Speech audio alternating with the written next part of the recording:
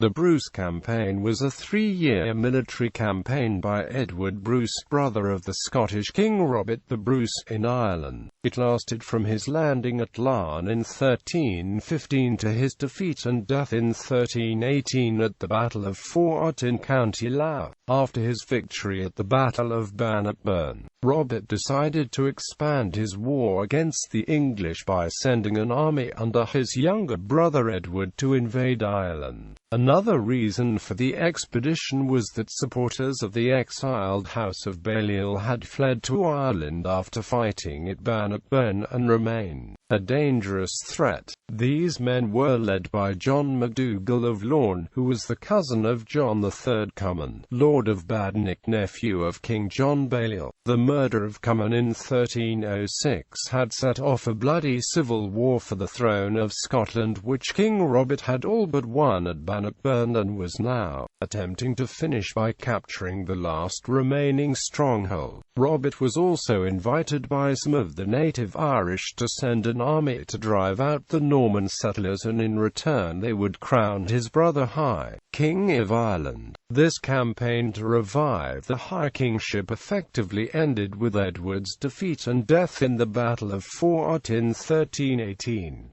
Historical background. By the early 14th century, Ireland had not had a High King since Rua Idri Mac Tir Erdalbach Ua Conair, who had been deposed by his son in 1186.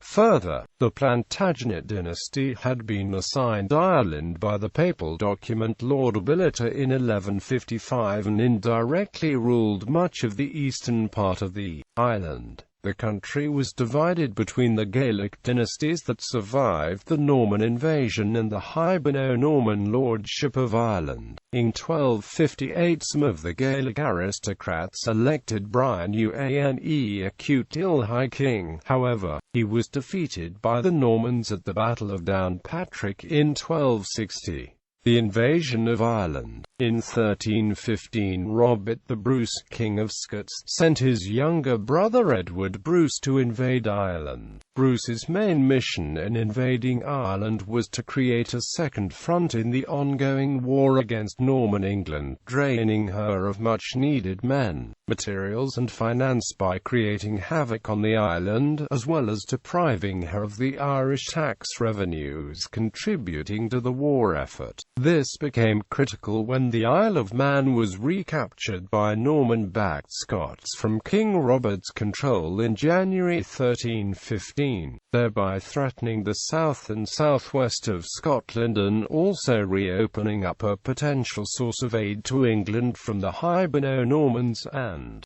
Gaelic Irish. Added to this was a request for aid from the King of Tieriogain, Domnall Mac Brian One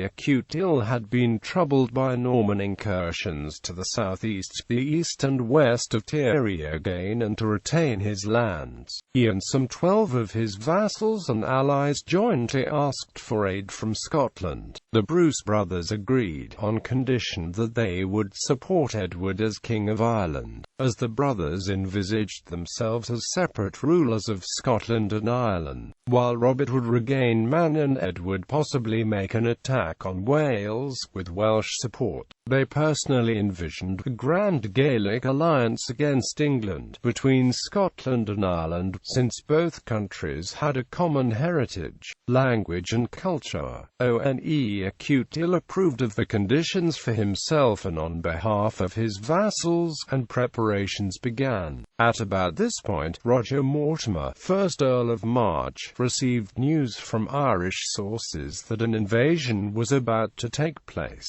and made his way to Ireland, where he held land mainly in and around the castle and town of Trim. He had previously fought against the Bruces at Bannockburn, where he was taken prisoner and freed to return King Edward II's royal seal. Lost in the rout. The Scottish Parliament met at Ayr on the 26th of April 1315, just across the North Channel from Antrim. As King Robert did not yet have a legitimate son, Edward was proclaimed his legal heir and successor as King of Scots and all other titles in case of his death. Edward's invasion fleet also mustered there, having received calls to assemble as far back as at least the previous month. The campaign of 1315. On the 26th of May 1315, Edward and his fleet landed on the Irish coast at Pointston between Oldafleet Castle at Larne and Glendrum. His brother had sailed from Tarbet for the Western Isles with his son-in-law Walter Stewart to subjugate them till all the isles, great and small, were brought to his will. Edward, faced by an army led by vassals and confederates of the Earl of Ulster, the de Mandevilles, Bissets of the Glens, Logans, and Savages, as well as their Irish allies, overall led by Sir Thomas de Mandeville. However, they were defeated in battle by the Scots under Thomas Randolph, Earl of Moray. Subsequently, the Scots managed to take the town, though not the castle, of Carrickfergus. In early June, Donald Acute Ill of Tyrone and some 12 fellow northern kings and lords met Edward Bruce at Carrickfergus and swore fealty to him as King of Ireland. The Irish annals state that Bruce took the hostages and lordship of the whole province of Ulster without opposition, and they consented to him being proclaimed King of Ireland, and all the Gaels of Ireland agreed to grant him lordship, and they called him King of Ireland. At this point, Bruce directly or indirectly ruled much of eastern and mid-Ulster. In late June, Edward proceeded with his army from Carrickfergus along Marline, burning Rathmore near Antrim town, which was a holding of the Savages. He then went south by way of the Moray Pass, called Inamallan Enderwillan Imbadiolan in contemporary accounts, between Newry and Dundalk. This ancient routeway had been for centuries the passage south out of Ulster into the Kingdom of Mide, Leinster and Munster, but because of its narrowness, Ulster armies had frequently ambushed and been ambushed at the pass.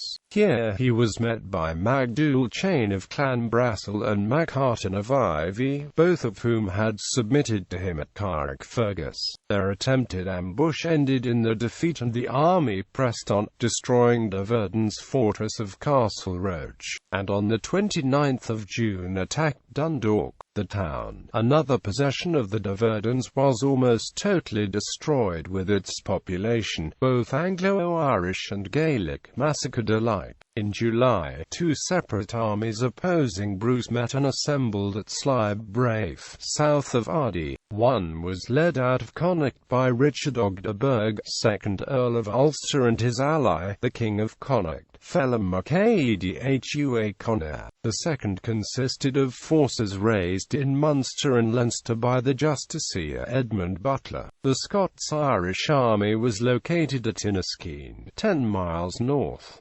In between Sliebrafe and Inniskeen was the village of Louth. Ogdebourg moved his army north of Louth and set up camp, while his cousin, William Leofdeburg, attempted to ambush Bruce's forces. While some skirmishing did result in a number of Scots deaths, Bruce refused to give battle and instead, with the Acute Ill, retreated northwards to Coleraine via Armagh. Bruce and Acute Ill sacked and burned Coleraine, threw down the bridge over the River Bann, and faced off Ogdebourg's pursuing army on the opposite bank. While both sides now were experiencing shortages of food and supplies, Bruce and Acute Ill could at least draw support from a local lords such as O'Cathin and O'Flone. Mindful of this, Ogdebourg eventually withdrew back 40 miles to Antrim, while Butler had to return to Ormond due to lack of supplies.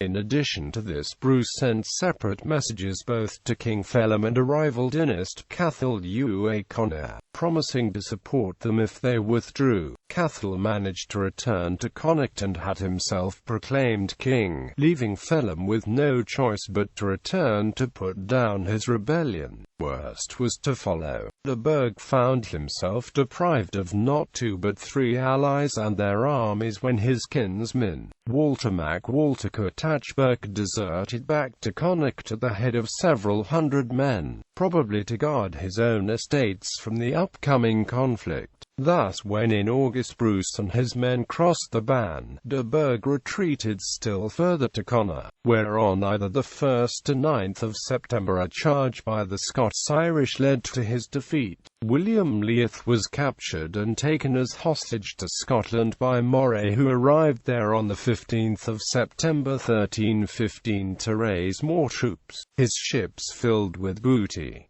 De Burgh retreated back to Connacht, while other Anglo-Irish took refuge in Carrickfergus Castle. Finally, apprised of the seriousness of the situation, Edward II had on the 1st of September ordered an assembly of the leading Anglo-Irish, which met at Parliament in Dublin in late October, but no decisive action was taken. On the 13th of November, Bruce marched further south via Dundalk, where, incredibly, some gave them the right hand, i.e. fight garrison Nobber on the 30th, and advanced to Kells, where he was met by Mortimer. Mortimer had managed to raise a large force consisting both of his Anglo-Irish and Gaelic vassals, in addition to forces of other magnates. At the same time, Bruce was reinforced by Moray, who had returned from Scotland with around 500 fresh troops and supplies. The Battle of Kells was fought on the 6th and 7th of November, with Mortimer being decisively defeated by Bruce. Mortimer was forced to retreat to Dublin while his lieutenant, Walter Cusack, held out at Trim. He almost immediately set sail for England to urge Edward II for reinforcements. At the same time, Governor of Ireland John de Hotham began to take drastic action to defend Dublin from Bruce,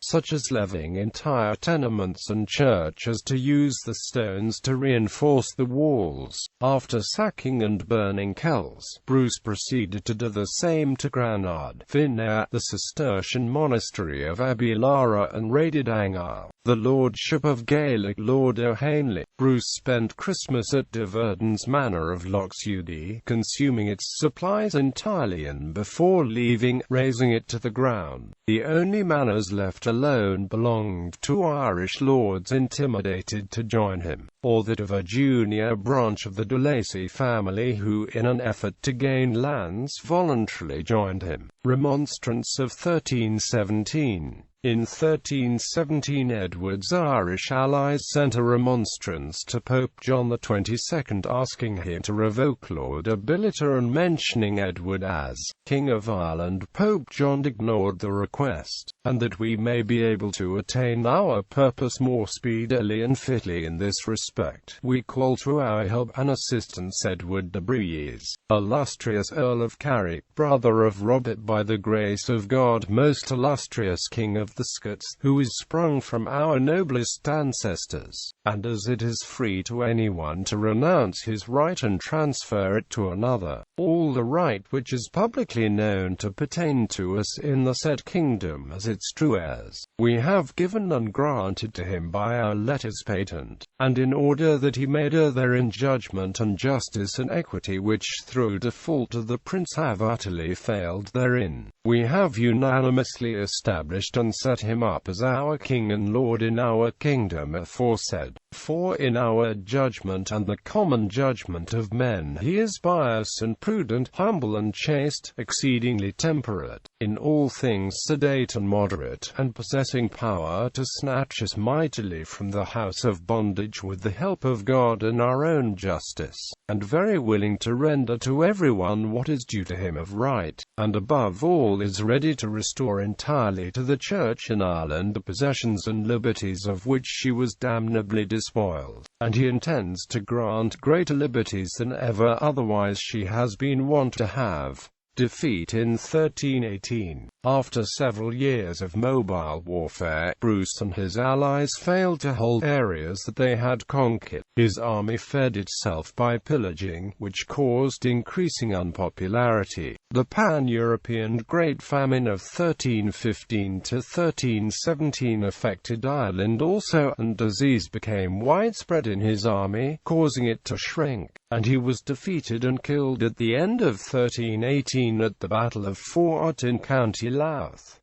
The campaign in fiction. This campaign has sometimes been dealt with briefly and not at all in accounts of the wars of Scottish independence, but there are few exceptions. The campaign is described in books 14 to 16 of Barber's epic poem The Bruce, written within living memory of the events it described. In Nigel Tranter's novel The Price of the King's Peace, the third part of his Robert the Bruce trilogy, the campaign, and particularly Robert's visit to Ireland to support his brother, are described at significant length. Edward Bruce is shown as out of his depth during his invasion of Ireland. There may be some truth in this, although the novel could exaggerate his lack of competence and differences between the two brothers. The invasion of 1315 also forms the backdrop of a series of novels by Tim Hodkinson, Lions of the Grail and the Waste Land.